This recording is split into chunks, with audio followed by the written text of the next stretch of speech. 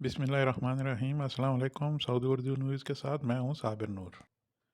पाकिस्तान में सऊदी अरब के सफ़ीर नवाब सईद अल मालकी ने कहा है कि पंजाब पुलिस की एएसपी शहरबानो नकवी ने लाहौर में खातून को मुश्तइल हजूम से बचाकर इंतहाई उम्दा खिदमात सर अंजाम दी है।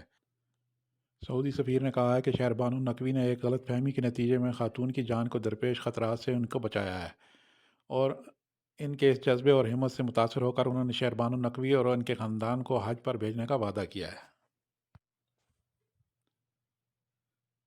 शहरबानो नकवी ने पिछले हफ्ते लाहौर की अचरा मार्केट में एक खातून को इस वक्त बचाया था जब इनके लिबास पर अरबी में की गई खताती पर लोग मुश्तइल हो गए थे। लोग समझ रहे थे कि खातून के लिबास पर अरबी ज़बान में कुरान पाक की आयात तारीर हैं। सऊदी जर्नल अथॉरिटी बराए रोड ने ज़हरान सलवा हाईवे मनसूबा मुकम्मल कर लिया है। सऊदी अरब से कतर जाने वाली ये 66 किलोमीटर लंबी डबल रोड 199 मिलियन रियाल की लागत से मुकम्मल की गई है। तामीर की जाने वाली शाहरा पर अल हफूफ इंटरसेक्शन, दो पुल और रोड के साथ साथ ड्रेनेज नेटवर्क भी बनाया गया है। अब सऊदी अरब और कतर के सफ़र का दुरानिया भी 1 घंटा कम हो जाएगा। पाकिस्तानियों के लिए एक अच्छी खबर है, मुल्क भर में तमाम पासपोर्ट डिलीवरी काउंटर हफ्ते और एतवार को भी खुले रहेंगे। ये कहना है डीजी पासपोर्ट मुस्तफ़ा जमाल काजी का।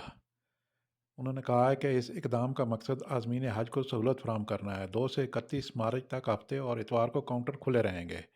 अवाम पासपोर्ट के लिए छुट्टी के रोज़ भी 9 से 1 बजे तक रब्ता कर सकते हैं। सऊदी अरब में हमेशा की तरह पिछले हफ्ते में 22 फरवरी से लेकर 28 फरवरी तक 19,955 लोग गिरफ्तार हुए।